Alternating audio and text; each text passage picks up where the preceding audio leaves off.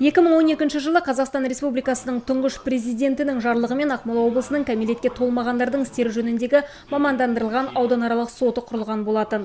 Соттың негізгі мақсаты сара жолдан тайған жасөспірімдерді қайта тәрбиелеп, өмірдегі өз орындарын табуға көмектесу. Бүгінде заң үстемдігін қамтамасыз ету мақсатындағы жұмыс оң нәтиже беріп келеді. Ювеналдық сот балалардың мүддесін қорғауда мол тәжірибе жинақтап, әділдік жүйесінде тың бастамаларға ұйытқы болып отыр, дейді сот алқасының төрағасы.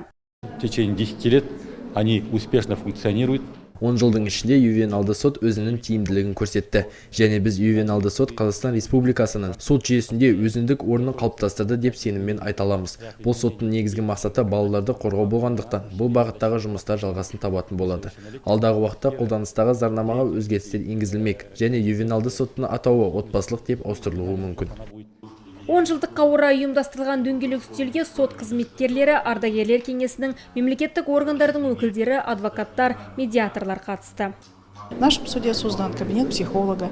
Біздің сотта психолог кабинеті құрылған. Ол жерде психолог мамандар алдарына келген әр баламен тіл табысып, тығыз қарым-қатынас орнатады. Айта кеткен жөн, соңғы 5 жылда қаралған істер ішінде 10 нәтижемен аяқталған істердің саны артып отыр. Алғашқы жылдары барлық істердің тек 8% ғана бейбіт шешілсе, бүгінгі күні бұл көрсеткіш 17%-ке жеткен. Ювеналдық сот өңірдегі көптеген қоғамдық ұйымдар мен орталықтармен әріптестік орнатқан. Ондағы мақсат бірлесе отырып жасөспірімдердің мәселесін шешу, олардың күйзеліске ұшырамауларының алдын алып, қиын жағдайда моральдық тұрғыдан қолдау білдіру. Сот пен қоян қолтық жұмыс істеп отырған ұйымдардың бірі Шанс кәмелетке толмағандарды әлеуметтік психологиялық құқықтық қолдау орталығы. Центр сотрудничает не 1 год.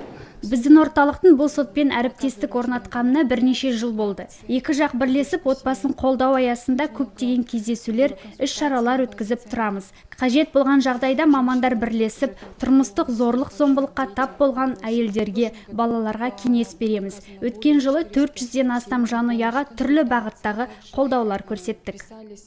Шара барысында кәмелетке толмағандардың істері жөніндегі мамандандырылған ауданаралық сотының 10 жыл қызметінің қорытындысы ретінде осы салада жылдар бойы еңбек етіп жүрген мамандар түрлі марапаттарға ие болды.